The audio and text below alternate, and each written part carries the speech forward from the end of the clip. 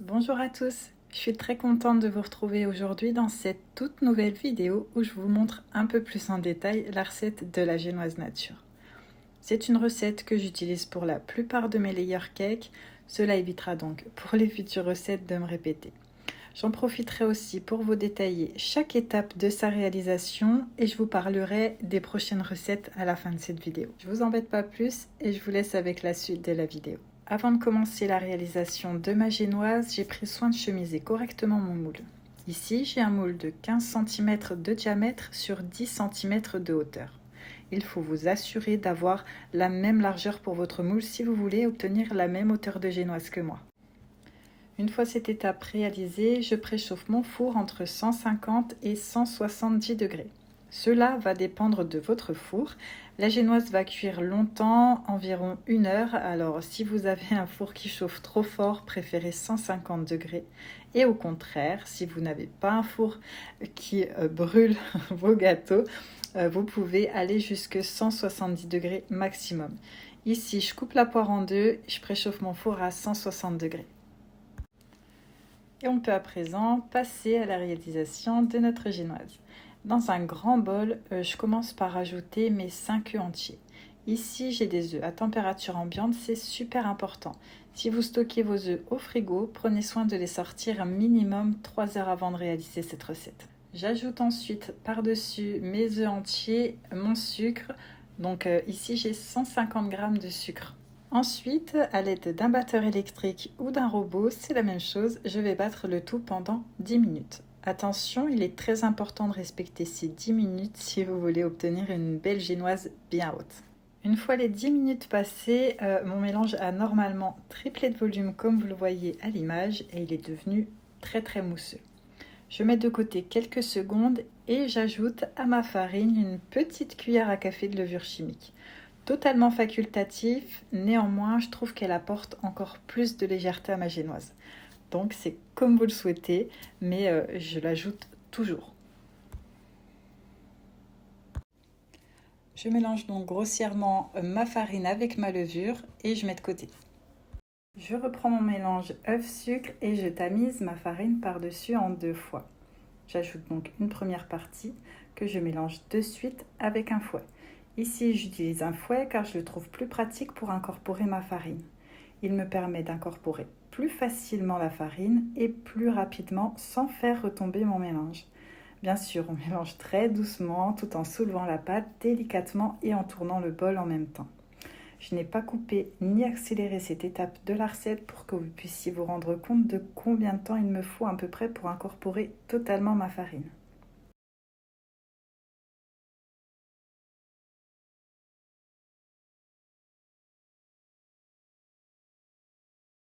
Une fois ma première partie de farine bien incorporée, j'ajoute ma deuxième partie et je fais exactement la même chose.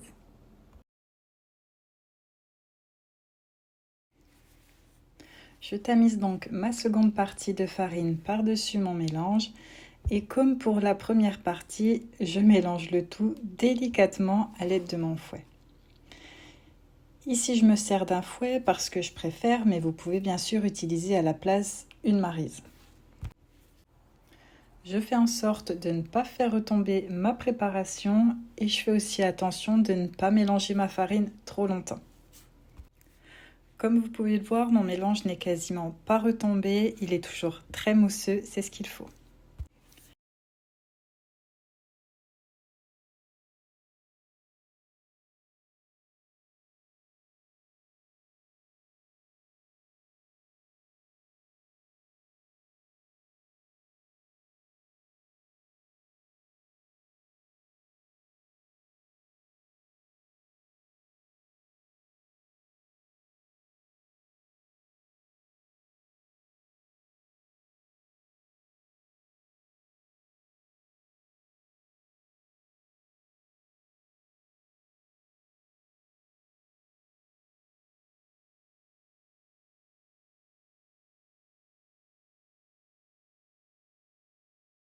Une fois ma farine totalement incorporée, à l'aide d'une maryse, cette fois je vais racler les bords et je vais également m'assurer que je n'ai pas oublié de farine au fond de mon bol.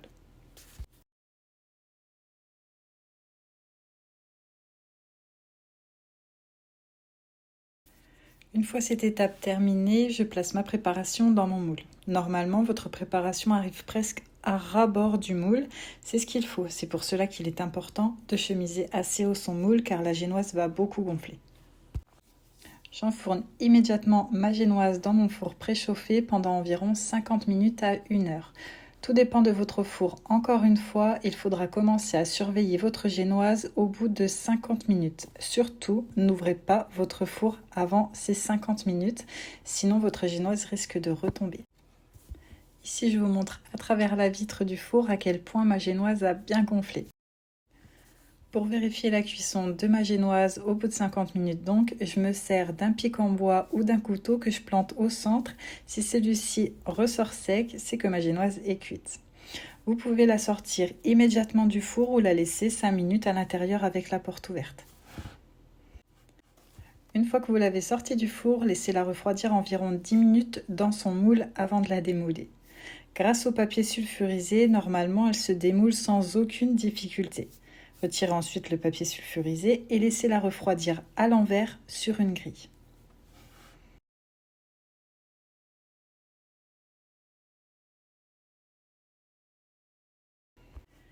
Ici, ma génoise a extrêmement bien monté. Elle est montée jusqu'à 13 cm, c'est juste incroyable. Habituellement, j'obtiens environ 11 cm.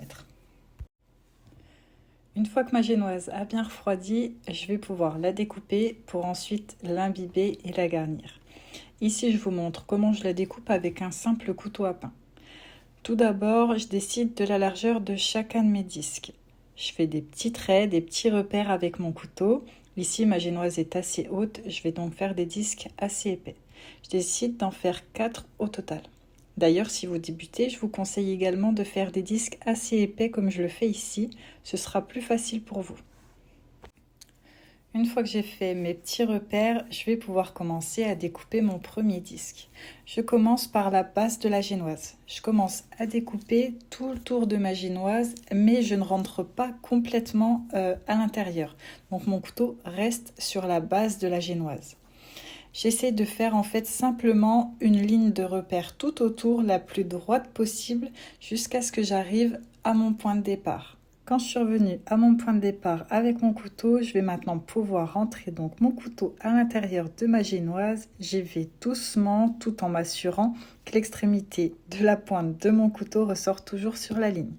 Et je continue à rentrer mon couteau doucement tout en continuant à faire tourner ma génoise à l'aide de mon plateau tournant. Vous voyez ici que j'utilise donc un plateau tournant, ça m'aide vraiment beaucoup à avoir des disques réguliers.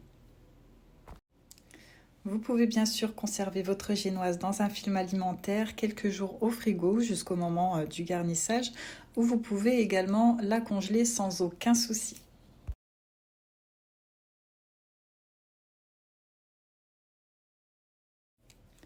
Je vous montre d'un peu plus près la texture de la génoise. Elle est super légère et très fondante en bouche. C'est une génoise bien sûr qu'il faudra imbiber d'un sirop ou de lait, comme je le fais la plupart du temps. Personnellement, je préfère l'imbiber avec du lait. Je trouve que le sirop est bien trop sucré, donc ça rajoute encore un peu de sucre. Donc je préfère imbiber mes génoises avec du lait. Mais bien sûr, vous faites comme vous voulez. Personnellement, j'imbibe avec environ 100 ml à 120 ml de lait toute ma génoise. C'est vraiment approximatif ce que je vous dis parce que tout dépend de la hauteur de votre génoise, tout dépend comment vous la préférez en bouche.